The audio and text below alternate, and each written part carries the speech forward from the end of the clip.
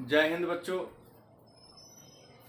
आज के इस वीडियो में हम लोग भारतीय संविधान की विशेषता और भारतीय संविधान के कुछ महत्वपूर्ण तथ्यों के बारे में चर्चा करेंगे। तो आइए इस क्रम में सबसे पहले जानें कि भारतीय संविधान की विशेषता क्या है। तो भारतीय संविधान, जिसका निर्माण संविधान सभा के द्वारा 2 वर्ष 11 महीना 18 दिन में किया गया, इसकी प्रमुख विशेषताएं हैं। नंबर 1, लिखित संविधान। भारत के संविधान की सबसे पहली विशेषता है कि यह जनता के द्वारा, संविधान सभा के द्वारा लिखा गया संविधान। क्योंकि विश्व के कुछ ऐसे देश हैं जैसे इंग्लैंड, उसका संविधान आज भी अलिखित है। दूसरा, विश्व का सबसे बड़ा व लंबा संविधान। संसार में सबसे बड़ा संविधान या संसार का सबसे बड़ा संविधान भारत का संविधान है। क्योंकि भारत के मूल संविधान में 395 अनुच्छेद, 8 अनुसूची और 22 भाग था। वर्तमान समय में 465 अनुच्छेद, 25 भाग और 12 अनुसूचियां हैं। जबकि विश्व के अन्य देश जैसे अमेरिका, जापान, जर्मनी, इन देशों के संविधान में 60, 10, 15 मतलब 50 से भी कम अनुच्छेद हैं। इस तरह विश्व का सबसे लंबा और सबसे बड़ा संविधान भारत का संविधान। प्रभुत्व संपन्न राज्य। भारतीय संविधान की विशेषता है प्रभुत्व संपन्न, मतलब भारत जो हमारा राज्य है वह किसी आंतरिक या बाह्य सत्ता के अधीन नहीं है। सभी प्रकार के निर्णय स्वयं लेने के लिए सक्षम है। किसी के दबाव में आकर कोई निर्णय नहीं लेती। लोकतंत्रात्मक गणराज्य, इसका मतलब होता है कि यहां जनता के द्वारा चुने गए प्रतिनिधि ही जनता पर राज्य करते हैं। और गणराज्य का मतलब होता है कि देश का जो अध्यक्ष होगा, शासन का जो अध्यक्ष होगा, वह जनता के द्वारा निर्वाचित प्रतिनिधि होगा। इंग्लैंड के महारानी की तरह कोई वंशानुगत व्यक्ति भारत के शासन को नहीं चलाएगा। संसदीय सरकार। संसदीय व्यवस्था ब्रिटेन से लिया गया है और संसद एक संस्था है जिसके 3 अंग हैं, लोकसभा, राज्यसभा और राष्ट्रपति। तो संसदीय सरकार का मतलब होता है कि संसद एक संस्था है और संसद के द्वारा ही देश के शासन व्यवस्था को सुचारू रूप से संचालित किया जाता है। और संसद में जनता के द्वारा चुने गए प्रतिनिधि बैठते हैं। मौलिक अधिकार का प्रावधान। भारत के संविधान की विशेषता है कि संविधान ने भारत के नागरिकों को कुछ मौलिक अधिकार दिया है। और आपको बता दें कि भारत के मूल संविधान में भारत के नागरिकों को 7 मौलिक अधिकार दिए गए, जैसे समानता का अधिकार, स्वतंत्रता का अधिकार, शोषण के विरुद्ध अधिकार, धार्मिक स्वतंत्रता का अधिकार, अल्पसंख्यकों के भाषा और संस्कृति का अधिकार, संपत्ति का अधिकार और संवैधानिक उपचारों का अधिकार। लेकिन वर्तमान समय में नागरिकों को मात्र 6 मौलिक अधिकार है। संपत्ति के अधिकार को मौलिक अधिकार की श्रेणी से, सूची से निकालकर उसे कानूनी अधिकार का दर्जा 44वें संविधान संशोधन के द्वारा दिया गया। राज्य के नीति निर्देशक तत्व। भारत के संविधान के भाग 4 में अनुच्छेद 36 से 51 के बीच राज्य के नीति निर्देशक तत्व की चर्चा है। और राज्य के नीति निर्देशक तत्व जिसे आयरलैंड के संविधान से लिया गया है और संसार के सभी देशों के संविधान में निर्देशक तत्वों का वर्णन नहीं है। स्वतंत्र व एकीकृत न्यायपालिका। भारत में एकहरी न्याय व्यवस्था है क्योंकि भारत के न्याय व्यवस्था के शीर्ष बिंदु पर, सबसे ऊपर सुप्रीम कोर्ट है, सर्वोच्च न्यायालय। उसी के अधीन भारत के सभी न्यायालय काम करती है, उसी के गाइडलाइन, उसी के दिशा निर्देश के अनुसार चलती है। कठोर व लचीला संविधान। भारत का संविधान कई बार कठोर है तो कई बार लचीला भी है। मतलब कई बार इसमें बड़ी आसानी से संशोधन किया जाता है, लेकिन कई बार संशोधन बड़ा कठिन हो जाता है करना। एकल नागरिकता। भारत के संविधान में भारत के निवासियों को एक हरी नागरिकता की व्यवस्था की गई है। मतलब हम सब भारत के नागरिक हैं, किसी विशेष राज्य के नागरिक नहीं हैं, क्योंकि जनगणना संघीय सूची का विषय है।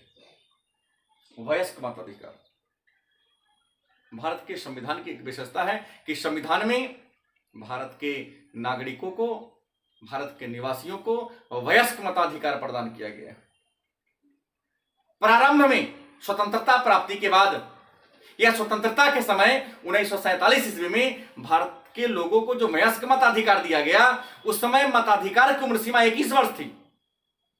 लेकिन राजीव गांधी के शासनकाल में संविधान में 61वां संशोधन किया गया और 61वें संविधान संशोधन के द्वारा मताधिकार की उम्र सीमा 21 वर्ष से घटाकर 18 वर्ष कर दिया गया। तो भारत के संविधान में वयस्क मताधिकार है और भारत में वयस्क मताधिकार की उम्र सीमा वर्तमान में 18 वर्ष है और पहले 21 वर्ष था। केंद्रोन्मुख संविधान।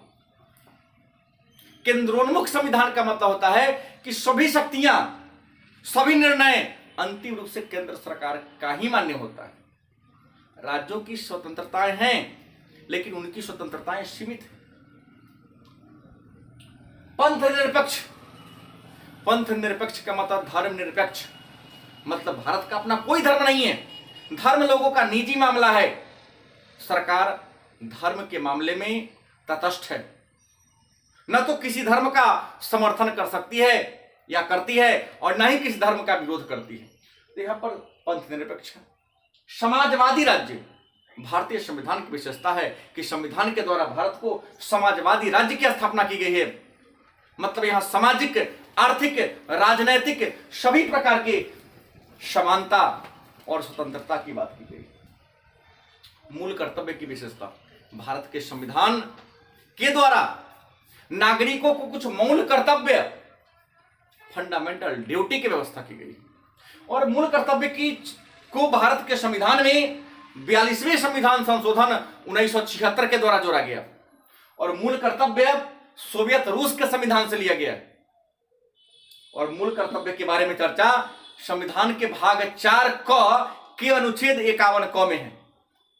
प्रारंभ में मूल कर्तव्यों की संख्या 8 थी, जो वर्तमान समय में 11 हो गई है।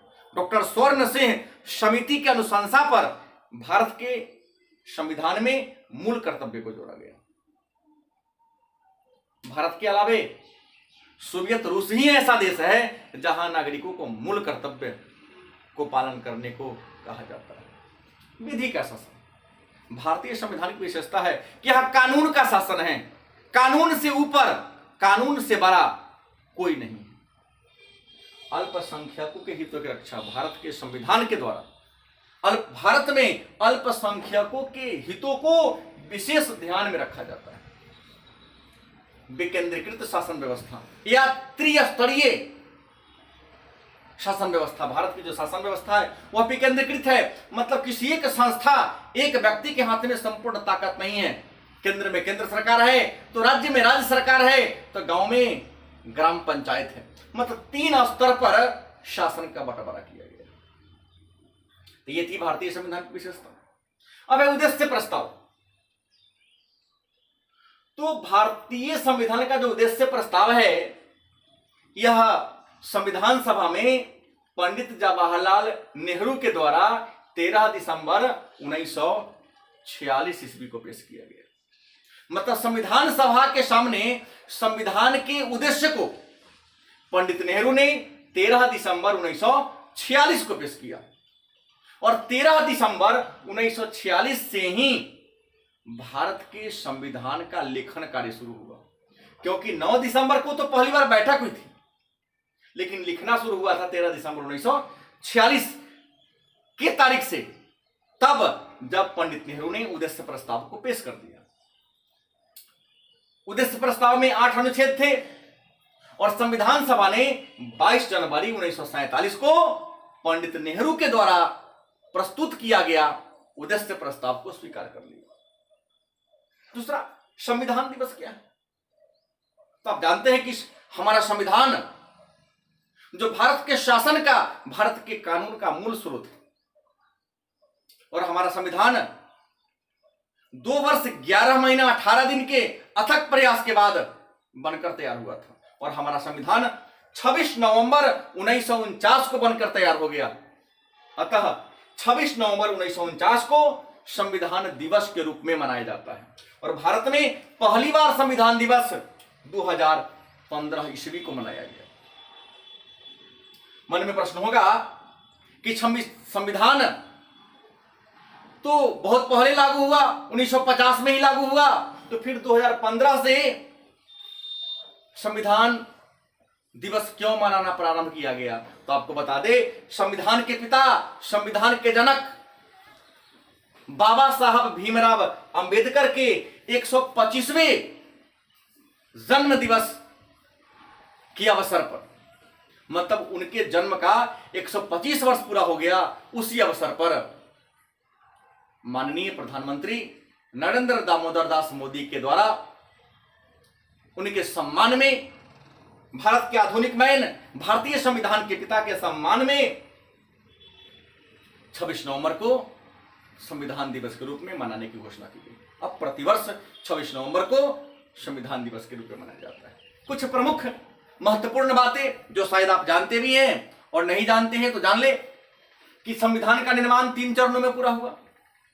संविधान का निर्माण कितने चरण में पूरा हुआ? तो 3 चरण में। संविधान के निर्माण का पहला चरण था 9 दिसंबर 1946 से 14 अगस्त 1947 तक।